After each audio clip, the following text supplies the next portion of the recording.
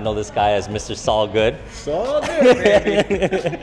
Let the people know what's your name and how long you've been shopping with us for. Well, my name is Saul Good because it's Saul Good. And I've been here since, I believe, the beginning when you opened. So I guess around the beginning of 2020, 2021. Yep. And I've been coming here ever since. I know there's like a lot of shops in the area. Yeah. How did you find us, and how do you go about choosing your local shop? Well, I live in a neighborhood, right? So I'm literally a 2-minute drive. And I was coming off the highway and I just looked over and I saw Spiritleaf, what is that? And I didn't put 2 and 2 together. And then I looked it up when I got home. I'm like, oh, a dispensary, perfect. And then I decided, hey, let me come try this place. So I came to try it, and you know what? I've been coming ever since. Before legalization, everyone had a guy. So what made you kind of switch to the legal dispensary?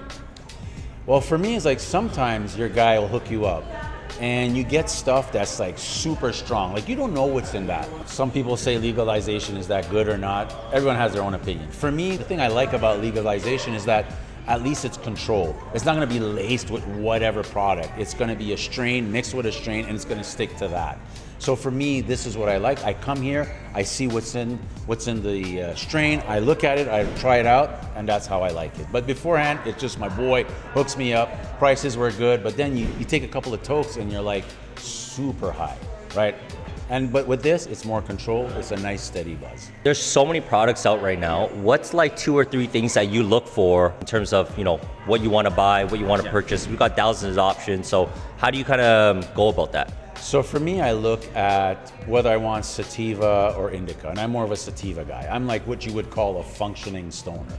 So I don't smoke as much now, but when I used to smoke a lot, I used to look for sativa because it keeps you upbeat and stuff like that. I also look for maybe more of a blunt. I like more blunts than anything else, and sometimes some infusion. So I try to look of a mix and match. I have nothing specific because I like to try different things, varieties. I don't stick to one certain things. I'll try different products. And your staff here is great at recommending things. They're like, hey, I saw you try this last time. Hey, why don't you try that? Or we don't have this, try that. So what's one piece of advice you give to someone who's looking to try cannabis for the first time, who wants to make this a part of their lifestyle? What's the approach that you would recommend in a healthy way? So for me, it would be more like, because I have kids, it'd be like, okay, if you want to smoke, I'm okay with that.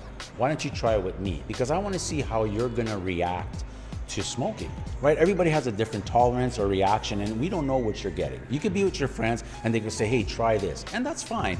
But how are your friends around you? If they've been smoking for years and you're a first-time smoker, how are they gonna handle it when you start maybe tripping out or you're feeling weird? So I would say, first of all, just take 1 or 2 tokes, see how it comes, see how it feels, and if that's fine, try a bit more next time.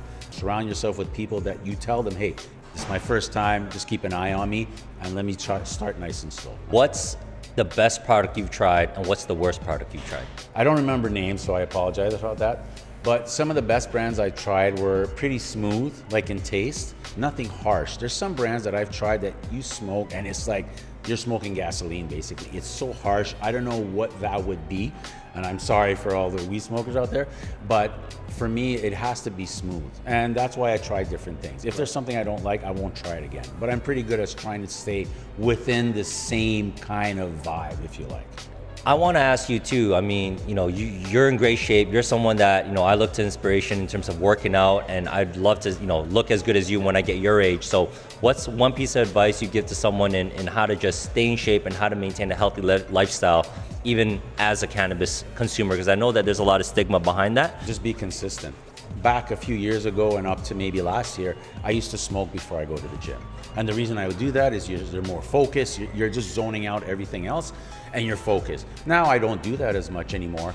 However, like if you want to stay in shape or just be healthy, you don't have to go to the gym. Just go out and take a walk. Just, climb some stairs. Just be moving around. Just do something. Eat healthy, drink a lot of water. People underestimate water and sleep. Those, I think, and you'll hear that a lot from fitness experts, but it's the truth. If you do smoke and go to the gym, that's fine. Just remember to stay hydrated, right? Because a lot of times you'll be working out and you're not thinking of drinking. Just stay hydrated. Stick to the basics. Just show up. Basics, they work. Basics work.